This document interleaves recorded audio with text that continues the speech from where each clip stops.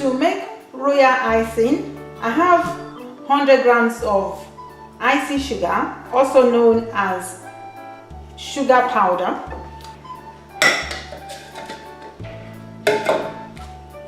Crack the egg and gently remove the egg white, moving the yolk from half of the shell to the other one. Put away the yolk. I've got the white separate. Add a tablespoon of the egg white into the icing sugar.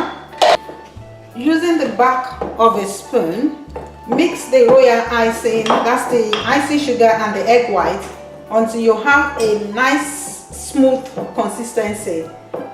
There are different type of royal icing. You can have the soft peak one and the firm one. I'm going to use this icing to write the name of the celebrant on the cake. So all I want to achieve is a soft one that can be easily piped. To check the consistency, your royal icing should be having like a smooth, not able to fall off the spoon, but a soft peak like that. You can adjust the consistency by adding in more of the egg white if you need to.